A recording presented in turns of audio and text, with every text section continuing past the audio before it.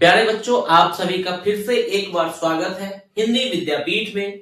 आज हम क्षितिज भाग 2 काव्य खंड से पाठ 2 राम लक्ष्मण परशुराम संवाद पढ़ेंगे। वीडियो के साथ अंत तक बने रहे। इस पाठ का पूरा सारांश मैं बताऊंगा। वीडियो के साथ अंत तक बने रहे। बहुत ही रोचक पाठ है और परीक्षा के लिए बेहद महत्वपूर्ण पाठ है। तो सबसे पहले जानेंगे कि इस पाठ का नाम राम लक्ष्मण परशुराम संवाद क्यों पढ़ा।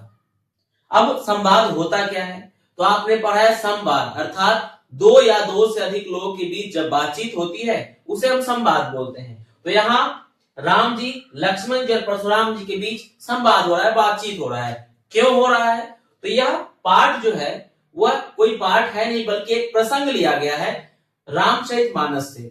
आगे हम बात करेंगे वीडियो में कि रामचरितमानस है क्या, उसको लिखा किसने। तो यह जो है संवाद का जो पाठ है यानी कि यह प्रसंग लिया गया है रामचरितमानस से, जो सनातन हिंदू धर्म में बेहद ही पूजनीय ग्रंथ कह सकते हैं, भक्ति काल का है, जिसके लेखक है गोस्वामी तुलसीदास जी। तो ये प्रसंग क्यों हुआ, इसके पीछे का ही वजह जानेंगे। चलिए सबसे पहले हम जानते हैं कवि परिचय। तो गोस्वामी तुलसीदास जी का जन्म सन 1532 ईस्वी उत्तर प्रदेश के बांदा जिले के राजापुर गांव में हुआ था। जबकि कुछ विद्वानों का यह मानना है कि इनका जन्म सोरो जिला एटा भी कहा जाता है। तो जैसे पुराने समय में जन्म स्थान और जन्म के साल को लेकर थोड़ा सा असमंजस रहा, तो इसलिए इनके जन्म स्थान को लेकर के भी दो संभावनाएं व्यक्त की जाती है, जिनमें से इन दोनों में से कोई एक माना जाता है। बचपन अत्यंत ही संघर्षपूर्ण रहा। बचपन में ही माता पिता बिछड़ गए और प्रेरणा इनको कि आखिर यह राम भक्त क्यों बने, तो इनको प्रेरणा मिली अपने गुरु से, और गुरु से प्रेरणा लेकर इन्होंने राम जी के ऊपर लिखना शुरू किया। भक्ति भाव में तो थे ही, राम जी के अनन्य भक्त थे। और इनकी जो प्रधानता थी लेखन में वो क्या थी, दास, यानी कि अपने आप को भगवान का दास समझकर इन्होंने रामचरितमानस को लिखा। और इनका निधन सन 1623 ईस्वी में काशी में हुआ। अब राम लक्ष्मण और परशुराम इन तीनों के हम चरित्र के बारे में बात करेंगे। राम जी विवेकशील भी है, यानी कि बहुत बुद्धि से काम करते हैं, मर्यादित भाषा का प्रयोग करते हैं और कहीं भी किसी प्रकार का स्थिति हो उसको संभालने का काम करते हैं। लक्ष्मण जी का स्वभाव शुरू से ही उग्र था, निडर था, किसी से नहीं डरना, और तर्कशील, किसी से कुछ भी यदि कहते थे तो उसके साथ वो तर्क देते थे, जैसे इस कविता में उन्होंने तर्क दिया। और व्यंग्यात्मक उनका और वाक्पटु अर्थात ये था कि वह चीजों को मजाक में लेते थे। आपके बीच में ऐसे कुछ दोस्त होंगे जो कभी सीरियस नहीं होते हैं, तो वैसे ही इनका भी स्वभाव था। वीर और स्वाभिमानी थे, किसी के सामने झुकेंगे नहीं। और इधर क्या है, परशुराम जी की हम बात करें तो अत्यंत क्रोधी, मतलब इनके अंदर हमेशा क्रोध ही भरा पड़ा होता था। अहंकारी भी थे और आत्म प्रशंसक थे, यानी कि खुद की प्रशंसा कर रहे थे इस काव्यांश में। और पराक्रमी तो थे ही लेकिन अधीर थे, यानी कि अपनी बातों पे अडिग रहते थे कि मैंने जो कहा है वो सही है, इसे मानना ही पड़ेगा। मैंने बताया कि वीर रस, रौद्र रस और व्यंग ये तीनों समाहित है। और आज के समय में यदि क्रोध आए तो हमें क्या करना चाहिए, इस पाठ से हमें यह भी सीखने के लिए मिलेगा। पाठ प्रवेश से पहले हम ये जानेंगे कि पाठ का संदर्भ क्या है, यह संवाद क्यों हुआ। तो आपको पता है कि राजा जनक जी के दरबार में माता सीता का स्वयंवर रचा गया था, और उस स्वयंवर का शर्त ये था कि जो भी शिव धनुष को तोड़ेगा उस शिव धनुष को तोड़ने वाले से मां सीता का विवाह होगा, और यही स्वयंवर का शर्त था। तो अब राम जी को पता नहीं था कि यह जो धनुष है वो परशुराम जी का शिव धनुष है, और उन्हें लगा कि यह नया है, उन्हें देखने में धनुष नया लगा, तो उन्होंने उस धनुष को उठाया अपने हाथों में। जैसे ही धनुष को उठाया उस पर प्रत्यंचा, यानी कि धनुष में धागा लगा हुआ होता है, डोर, उसको प्रत्यंचा बोलते हैं। जैसे उन्होंने प्रत्यंचा चढ़ाने के लिए धनुष को झुकाया, बस उसी वक्त धनुष जो था वह दो भागों में टूटकर बिखर गया।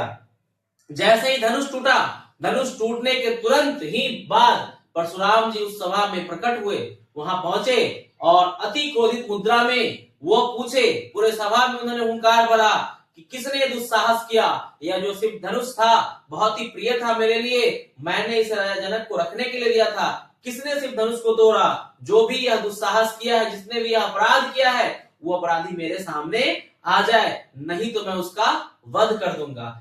जैसे इस क्रोध को देखकर राम जी भी बहुत ही गंभीरता से बोले कि उन्होंने परशुराम से संवाद किया और उनके क्रोध को किस प्रकार शांत किया, यही यह पाठ है।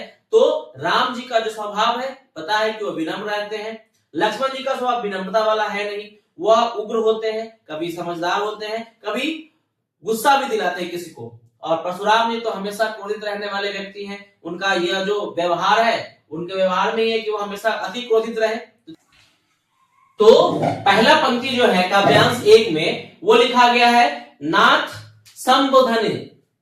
संबोधन भंजनिहारा, हो ही केहू एक दास तुम्हारा, आय सुकाह कहाई किन मोही, सुनी निसाई बोले मुनि कोही, सेवक जो सो करे सेवकाई, अड़ी करनी करी करई लड़ाई, सुनहु राम जहि शिव धनु तोरा, सहस बाहु समसोरिपु मोरा, सो बिलगाऊ बिहाई समाजा, न तमारे जय हे सब राजा। सुनी मुनि बचन लखन मुस्काने, बोले परसु धरहि अब माने, बहुधन ही तोड़ी लड़काई, कबू ना सिर सिकिनी कीसी गोसाई, एक धन पर ममता कहीं हेतु, सिनी निसाई कह भृगु केतु, रे नृप बालक कालवश, बोलत तो ही न सभार, धनु ही सम त्रिपुरारी धनु, विदित सकल संसार।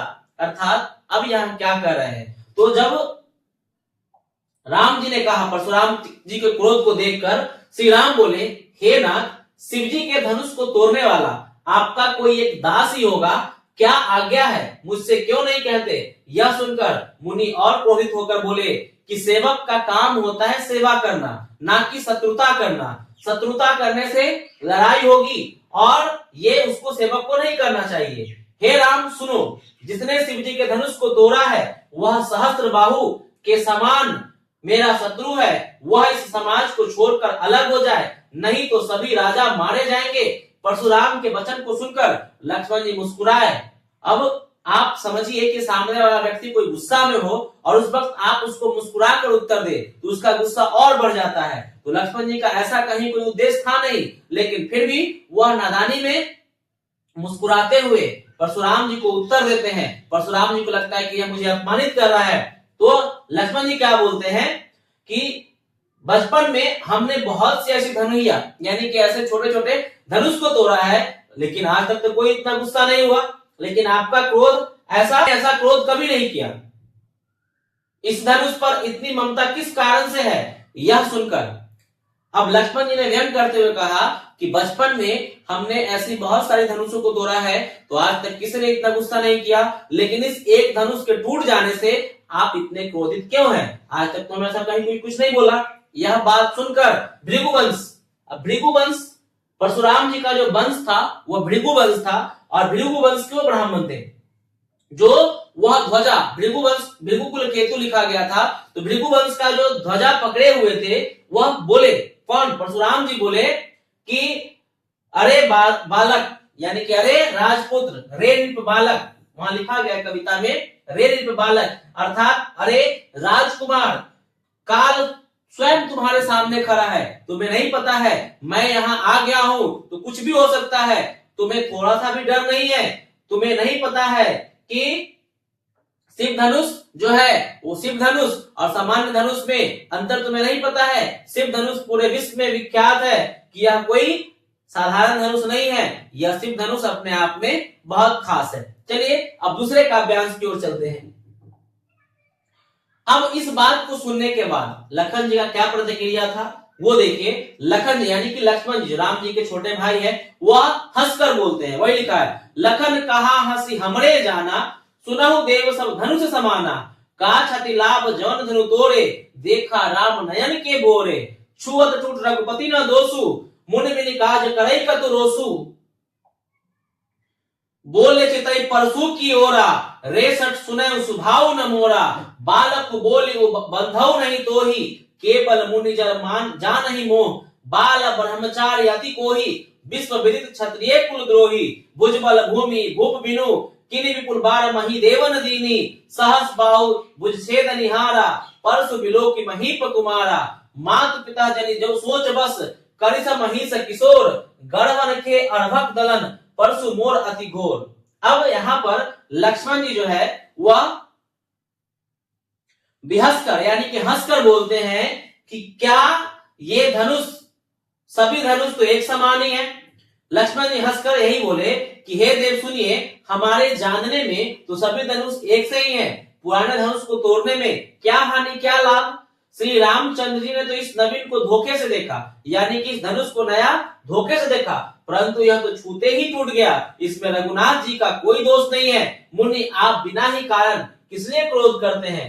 अब परशुराम जी अपने फरसे की ओर इशारा करते हुए बोलते हैं कि अरे दुष्ट, तुम्हें नहीं पता है, तुम्हें मेरा स्वभाव नहीं पता है, मैं क्या हूं। मैं तुम्हें बालक जानकर नहीं मारता हूं, लेकिन तुम मुझे निरा मुनि समझ रहे हो, यानी तुम मुझे मूर्ख ब्राह्मण समझ रहे हो।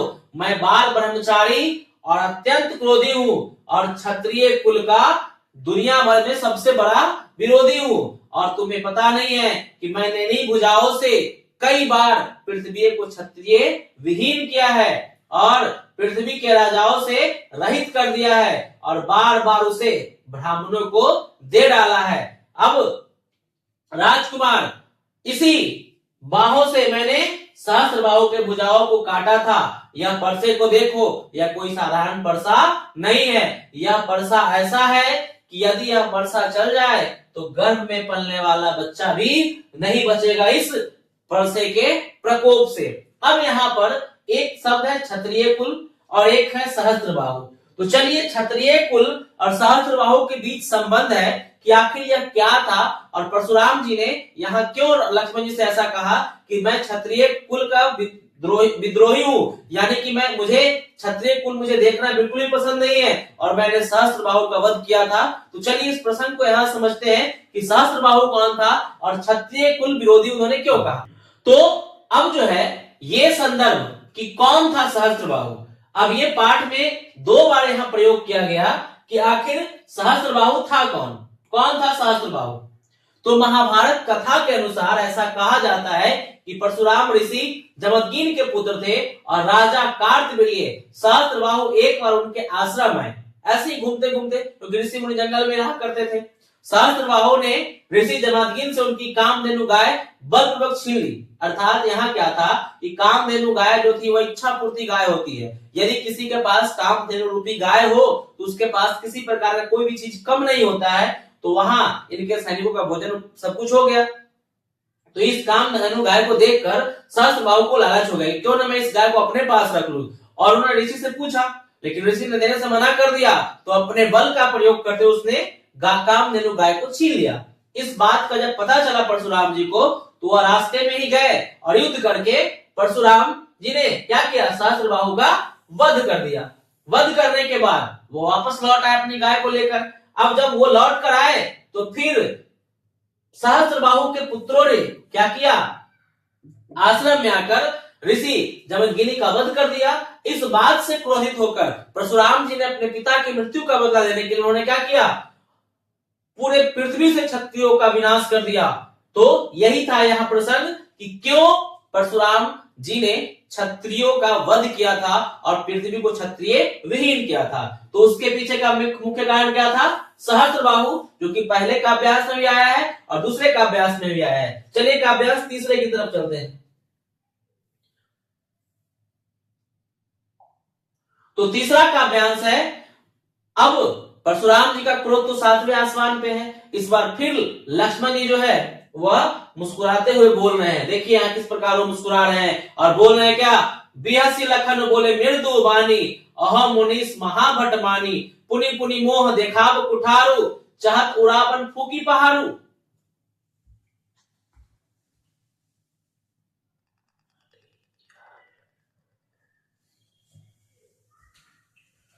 अब जो यहाँ पर है लक्ष्मण जी वह हंसते हुए बोलते हैं, बिहसी लखन बोले मृदु बानी, अहो मुनीस महाभट मानी, पुनि पुनि मोह देखाब कुठारू, चाहत उड़ावन फूकी पहाड़ू, यहाँ कुम्हड़ बतिया कोई नाही, तर्जनी देख ही मर जाई। अब इस बात को देखने के बाद लक्ष्मण जी जो है हंसते हुए बोलते हैं और वह बोलते हैं, चलिए काव्यांश 3 को देखते हैं। बिहसी लखन बोले मृदु बानी, अहो मुनीस महावट मानी, पुनि पुनि मोह दिखाव कुठारो, चहत उराबन फूकी पहारू, यहाँ कुमर बतिया कोई नाही, जे तर्जनी देखी मरि जाही, देखी कुठारो सासन बाना, मैं कछु कहा सहित अभिमाना, वृक्ष तो समझु जनेऊ बिलो की, जो कछि कहाऊ सहऊ ऋषि रोकी, सुर महिसुर हरिजन अरुगाई, हमरे कुल इन पर न सुराई, बधे पाप अब कीर्ति हारे, मार तहु पा परई तुम्हारे, कोटि कुलिस्तम बचन तुम्हारा, व्यर्थ धरऊ धनुबान कुठार, जो भी लोग के अनुचित कहयो, क्षमाहु महामुनि धीर, सुनि सरोस भिरंग वंश मुनि, बोले गिरा गंभीर। अब जो है लक्ष्मण जी फिर से हंसते हुए यानी कि मजाकिया अंदाज में बोलते हैं। क्या देखिए कि आप तो हमें ऐसा ही समझ रहे हैं, ऐसा वैसा समझ रहे हैं, आप हमें कुम्हड़ बतिया समझ रहे हैं, यानी कोहरे के फूल के समान समझ रहे हैं कि आप चाह रहे हैं कि अपनी बातों से हमें डरा दे। हम डरने वालों में से नहीं है, हम भी राजकुमार है। आप तो चाह रहे हैं कि बस जिस प्रकार से बातों से ही अपना डर हमारे ऊपर कायम करना चाह रहे हैं, आप चाह रहे हैं कि फूंक के पहाड़ को उड़ा दे, तो ऐसा संभव नहीं है।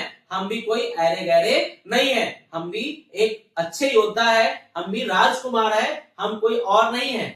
अब वहां पर लक्ष्मण जी बोलते हैं कि मैंने आपको भृगुवंश समझकर, योगोपवीत देखकर आपको कुछ नहीं कहा, उसे मैं क्रोध इससे मैं आपको भृगुवंश समझकर मैंने कुछ नहीं कहा, परंतु क्रोध को रोककर सह ले रहा हूं आपके समक्ष, क्योंकि आप भृगुवंश से है और हमारे कुल में हमें ये सिखाया गया है कि देवता, ब्राह्मण, भगवान के भक्त, गाय, इन पर हमारे कुल में वीरता नहीं दिखाई जाती है, क्योंकि इन्हें मारने से हमें ही पाप लगता है। इनसे हम हार भी जाए तो हमारा अपमान नहीं होता है। अपकीर्ति का मतलब होता है अपमान नहीं होता है, इसलिए आप मारे तो भी आपके पैर ही पड़ेंगे। आपका एक एक वचन ही करोड़ों वज्रों के समान है। धनुषवान और कुठार यानी कि परसा तो आप व्यर्थ ही धारण करते हैं। इन्हें देखकर मैंने कुछ अनुचित नहीं कहा, तो उसे ही धीर महामुनि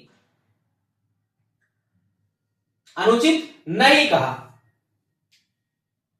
अब इस पर यहां तक लक्ष्मण जी बोलते हैं, फिर देख रहे हैं कि परशुराम जी का क्रोध बहुत बढ़ते जा रहा है, तो फिर राम जी आते हैं और वह विनम्रता से बोलते हैं क्या कि धीर महामुनि कि आप बलशाली है, तो आप इस छोटे से बालक की बातों का इतना गुस्सा क्यों कर रहे हैं? उसे पता नहीं है आप परशुराम हैं, तो मैं आपके नाम का छोटा सा अंश राम हूं, और इस बालक को क्षमा कीजिए, आपके बारे में यह नहीं जान रहा है कि आप क्या है, और इस बालक को पता नहीं है, और यह जो कुछ भी हुआ यह जाने अनजाने में हुआ।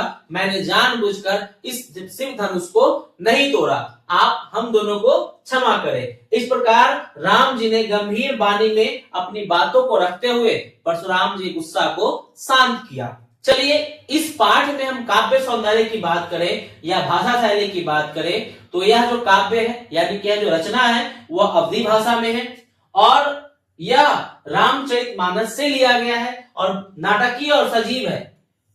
ये अर्थात जो कहा गया वो सटीक बात है। बात करें रस का, तो इस काव्य में वीर रस भी है और रौद्र रस भी है। तो कई बार ये सवाल पूछा जाता है परीक्षा में कि इस कविता में कौन कौन से रस शामिल है, तो वीर रस, रौद्र रस और लक्ष्मण के वचनों में व्यंग और हास्य रस भी शामिल है। कविता का रचना का क्या तरीका है, तो दोहा और चौपाइया है, ठीक है। अब बात करें अलंकार की, तो अब अलंकार से संबंधित प्रश्न पार्ट 1 में भी मैंने बताया था कि वह जो है एक अंक यानी कि मल्टीपल चॉइस क्वेश्चन के रूप में पूछा जाएगा। तो यहां भी इससे क्या पूछा जा सकता है, अनुप्रास अलंकार है क्या, बालक को बोली बधाओ, अर्थात यहां पर देखिए ब वर्ण की आवृत्ति है। उपमा अलंकार कोटि कुलिस संवचनु, और पुनरुक्ति अलंकार क्या है, पुनि पुनि मोहि। तो ये अलंकार भी इसमें है, और हर पाठ में काव्य वाले में अलंकार से संबंधित एक प्रश्न जरूर पूछे जाएंगे आपके, मैं एमसीक्यू के पैटर्न के रूप में। चलिए पाठ का सारांश यानी कि सार एक बार जान लेते हैं। यदि आप यहां तक वीडियो के साथ बने हुए हैं तो कुछ ही शब्दों में इस पाठ को हम जान लेंगे। लिखा गया है घटना का केंद्र क्या है, सीता स्वयंवर, शिव धनुष का टूटना संवाद का मुख्य कारण है। चरित्रों का द्वंद्व यानी कि चरित्रों के बीच बातचीत हो रही है तो राम की विनम्रता है, लक्ष्मण की उग्रता है और परशुराम का अहंकार है। बात करें मुख्य टकराव तो क्रोध और व्यंग के बीच यह टकराव है। काव्य शिल्प के बारे में बताया है कि तुलसीदास जी ने अवधी भाषा में वीर रस, नाटकीय और संवाद शैली का अद्भुत प्रयोग किया है। और यहाँ पर जो इस पाठ का संदेश है क्या है, अंतिम संदेश कि शक्ति के साथ विनम्रता और विवेक का होना आवश्यक है। क्रोध और अहंकार व्यक्ति के पतन का कारण बनता है। यदि वीडियो अच्छा लगा हो, पाठ समझ में आया हो तो अपने दोस्तों के साथ शेयर करें, चैनल को सब्सक्राइब करें और वीडियो को लाइक करें। यदि कुछ सुझाव हो तो आप नीचे कमेंट बॉक्स में डाल सकते हैं कि हाँ आपके इस चैनल के लिए ये सुझाव है। वीडियो को अंत तक देखने के लिए आपका धन्यवाद।